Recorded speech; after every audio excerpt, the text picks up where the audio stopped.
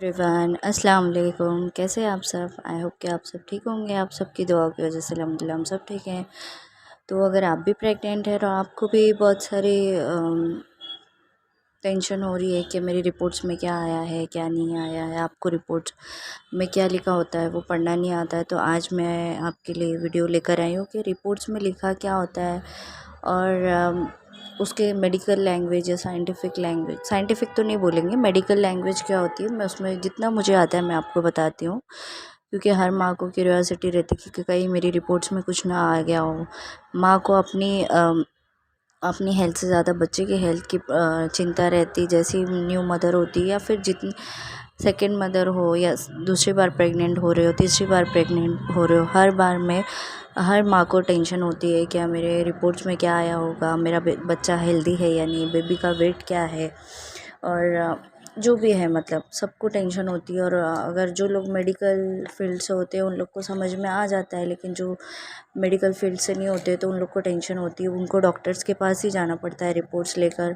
फिर वो डॉक्टर्स उसमें से पढ़ के बताते हैं कि हाँ ये प्रॉब्लम है, पानी कम है या फिर कुछ जो भी लिखा होता है रिपोर्ट्स में वो बताते हैं। तो मैं आज आपको ये बताने वाली हूँ कि घर पे भी आप कैसे रीड कर सकते हैं, कैसे समझ सकते हैं रिपोर्ट्स को। डॉक्टर के पास तो जाना ही पड़ता है, लेकिन अपनी तसल्ली के लिए आप घर पे कैसे रीड कर सकते हो। आजकल तो इंटरनेट का ज़माना है, नेट पे सर्च करके भी हम थोड़ी बहुत इन्फॉर्मेशन ले सकते हैं, लेकिन कुछ कुछ लोगों को तब भी समझ में नहीं आता है। तो मैं आज का वीडियो ये आप लोग के लिए लेकर आई हूँ कि हम सोनोग्राफी रिपोर्ट्स कैसे रीड कर सकते हैं। तो ये मेरी बेबी गर्ल की सोनोग्राफी रिपोर्ट्स है। आज मैं आपको कैसे रीड करते हैं वो बताती हूँ। तो जैसे ही हम कंसीव करते हैं हमारी पहली सोनोग्राफी होती है एंटी स्कैन की 3rd मंथ में या फिर 8th वीक्स 12 वीक्स की होती है, लेकिन मोस्टली डॉक्टर स्टार्टिंग में 8 वीक्स के आसपास ही सोनोग्राफी करने बोलते हैं। तो ये मेरी बेबी गर्ल की रिपोर्ट है। मेरी बेबी गर्ल अभी माशाल्लाह 3 इयर्स की 3.5 ईयर की है। ये 11 दिसंबर 2018 की है। जैसे ही पीरियड्स आपके मिस होते हैं नेक्स्ट मंथ में या जैसे 2 मंथ कंप्लीट होते आता है या 8 वीक्स कंप्लीट होते आते हैं तो डॉक्टर सोनोग्राफी के लिए रेफ़र करते हैं। उससे ये फ़ायदा होता है कि अगर अर्ली स्टेज में कुछ प्रॉब्लम निकल आती है तो हमको अबॉर्ट करने के लिए इजी होता है, इसलिए डॉक्टर जल्दी करने के लिए बोलते हैं। ये भी अपने लिए अच्छा पॉइंट रहता है कि जितने जल्दी करवा लें उतना अच्छा होता है। क्योंकि मेरी भी पहला एक अबॉर्ट हुआ है ये मेरी बेटी से पहले, तो वो सिर्फ एक ब्लड का क्लॉट बन गया था, उसमें ग्रोथ नहीं थी। तो ये मैंने अर्ली करवा ली थी, इसलिए मुझे पता चल गया था 7 वीक्स में ही या 6 वीक्स में ही करा दी थी, तो उसमें ग्रोथ नहीं थी, इसलिए मुझे अबॉर्ट करना पड़ा। और ये मेरी सेकेंड प्रेगनेंसी थी। तो ये मेरी बेबी गर्ल की है। तो इसमें मेरा आप देख सकते हैं मेरी LMP थी, लास्ट मेंस्ट्रुअल पीरियड। अब मैं आपको पूरा पढ़ के बताती हूँ। ऑब्स्टेरिक USG अल्ट्रासोनोग्राफी, ये फर्स्ट ट्राइमेस्टर है। 3 ट्राइमेस्टर होते हैं अपने। फर्स्ट 3 मंथ को फर्स्ट ट्राइमेस्टर बोलते हैं, सेकेंड 3 मंथ को यानी 4th से लेके 4th 5th 6th ये सेकेंड ट्राइमेस्टर होता है, और 7 8 9 ये थर्ड ट्राइमेस्टर होता है। तो ये फर्स्ट हो गया, तो ये फर्स्ट ट्राइमेस्टर मतलब फर्स्ट 3 मंथ। तो ये लास्ट मेंस्ट्रुअल पीरियड्स हमेशा हमको अपना रेडियोलॉजिस्ट हमें पूछता है कि आपकी लास्ट मेंस्ट्रुअल कब आई थी। तो मेरा ये 18 अक्टूबर को आया था। और जेस्टेशनल एज बाय LMP, जो भी हमारी सोनोग्राफी होती है उसके हिसाब से जो जेस्टेशनल एज आई है, जो भी मतलब हमारा सैक तैयार हुआ है उसके हिसाब से हमारा जो है बेबी वो कितने वीक्स का दिख रहा है, 7 वीक्स 5 डेज से। और इसके हिसाब से LMP के हिसाब से ये जेस्टेशनल एज के हिसाब से ही हमारी जो ड्यू डेट आएगी वो क्या रहेगी, 25 जुलाई। तो इसमें क्या लिखा है, the uterus is enlarge and shows presence of well developed regular gestational sacs with. इसमें क्या लिखा हुआ है, जो हमारा यूटेरस है वो इनलार्ज हो चुका है और वो शो कर रहा है presence of well developed regular gestational sac. मतलब हमारा यूटेरस बड़ा हो चुका है और वो कुछ ना कुछ प्रेजेंस दिखा रहा है जो कि डेवलप्ड है, वेल डेवलप्ड है, रेगुलर जितना जितना जेस्टेशनल सैक, यानी सैक बोलेंगे तो एक गोला बोलेंगे, सैक हम बोलते ना, पोते को बोलते हैं गोनी को, तो वो ऐसा सैक बन गया है छोटा सा। और वो नॉर्मल है।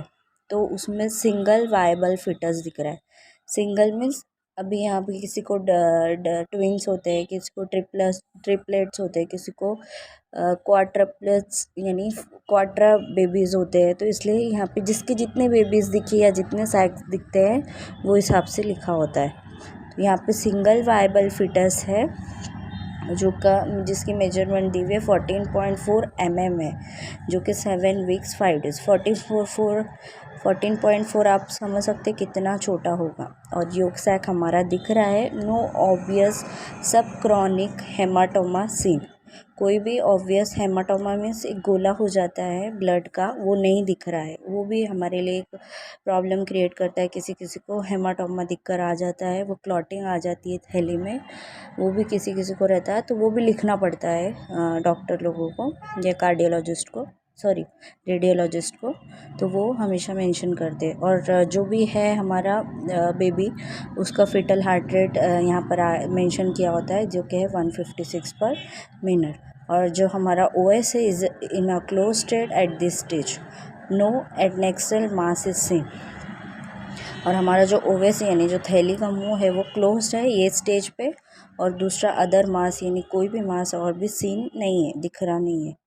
और सर्विक्स की मेजरमेंट दी हुई यहाँ पे, सर्विक्स मेजर्स अप्रॉक्सीमेट 37 mm, जो कि नॉर्मल है।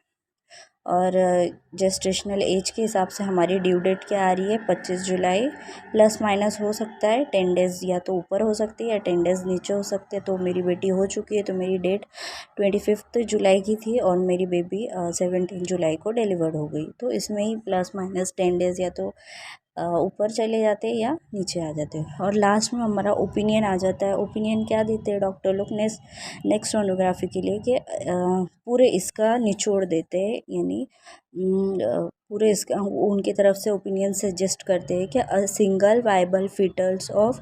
अगर आपको ये नहीं भी समझ में आ रहा है तो लास्ट में ये देख लेंगे ना। कभी भी डॉक्टर लास्ट वाला ही देखते, पूरी रिपोर्ट्स नहीं पढ़ते, यही देख लेते लास्ट में। A single viable foetus of gestational age 7 weeks 5 days, जो कि हमने ऊपर पढ़ा वही लिखा है नीचे। और उसने फॉलोअप दिया है, follow up genetic scan at 12 to 14 weeks. और नेक्स्ट फॉलोअप कब बोला है, 12 to 14 वीक्स के बीच में, जो कि एंटी स्कैन होती है हमारी, वो करने के लिए बोला है। अभी यहाँ जैसे मैंने लास्ट में बताया कि 12 to 14 वीक्स में नेक्स्ट फॉलोअप लेने बोला है, यानी नेक्स्ट सोनोग्राफी बोली है। तो ये सोनोग्राफी में एज इट इज़ पहले जैसा ही लिखा हुआ रहता है, the uterus in large and shows presence of a well developed regular gestational sac with a single viable fetus in variable presentation of CRL। अब यहाँ पे मेजर्स चेंज हो गया। जब वीक्स कम थे, 7 वीक्स का था, तब हमारा 14 mm का था। अभी 12 वीक्स का हमारा बेबी हो चुका है, तो उसका बढ़ चुका है 64.6 mm। ओके, ये पीछे वाला ही है जो मैंने आपको एक्सप्लेन किया था। अभी यहाँ पे हम प्लासेंटा की पोजीशन भी देख सकते हैं। प्लासेंटा इज़ फंडो एंटेरियर। अब यहाँ पे प्लासेंटा की पोजीशन भी दिखाया, फंडो anterior low line approximate 14 mm away from internal OS। तो लो लाइंग प्लासेंटा आपको थोड़ा सा रिस्की हो सकता है। इतना भी नहीं होता है। डॉक्टर्स लोग हमारे सेफ्टी के लिए ही पहले बता देते हैं कि आपका प्लासेंटा लो लाइंग है, मतलब नीचे की तरफ। लो लाइंग क्या कॉज करता है कि वो जो हमारे जो सर्विक्स के मुंह पर आके वो प्लासेंटा हम लोग का चिपक जाता है। चिपक मीन्स नीचे की तरफ आ जाता है। तो उससे डर ये होता है, टाइम होते होते वो ऊपर मूव कर जाता है, लेकिन अगर वो मूव नहीं किया तो सी सेक्शन ही होता है। लेकिन अगर मूव कर गया तो नॉर्मल डिलीवरी पॉसिबल होती है। तो लो लाइन का मीन्स ये होता है कि जो थैली का मुंह होता है उस पर ही प्लासेंटा हमारा हो जाता है। अगर ये केस में अगर हमारी डिलीवरी होती है लो लाइन प्लासेंटा में नॉर्मल, तो पहले प्लासेंटा बाहर आता है, बाद में बेबी आता है। उससे हेवी ब्लीडिंग के चांसेस ज़्यादा रहते हैं, इसलिए लो लाइन थोड़ा सा रिस्की हो जाता है। लेकिन टाइम रहते 9 मंथ तक मोस्टली 99% सभी का टर्न होकर ऊपर चले जाते। ओके, और नो ऑब्वियस सब क्रोनिक हेमाटोमा सीन, ये लाइन मैंने पीछे भी एक्सप्लेन करी कि हेमाटोमा नहीं है। और यहाँ पर फिटल हार्ट रेट कितना आया, 158 per minute. The O is in a closed state. At this stage, no adnexal mass is seen. और एज इट इज़ हमारी EDD डेट कब आ रही है 25 जुलाई ±10 डेज. सर्विक्स मेजर्स, यहाँ पे भी सर्विक्स का मेजर्स दिया हुआ है 35 mm जो कि नॉर्मल है. और यहाँ पे एंटी मीन्स जो नॉर्मल नेज़ल बोन रहती है उसकी मेजर दी है 1.2 mm. अब यहाँ पे जो भी हम एंटी स्कैन में सबका नाक की जो नेज़ल बोन रहती है वो चेक की जाती है 3rd मंथ में. और यहाँ पे ओपिनियन दिया हुआ है a single viable fetus is variable presentation of gestational age 12 weeks and 6 days. वही सिंगल वाइबल मतलब हमारा एक वेरिएबल प्रेजेंट है जेस्टेशनल एज जिसकी है 12 वीक्स और 6 डेज. और एंटी का मेजर दिया हुआ है यहाँ पे 1.2 mm जो कि नॉर्मल है. नेज़ल बोन इज सीन मतलब नेज़ल बोन दिख रहा है यहाँ.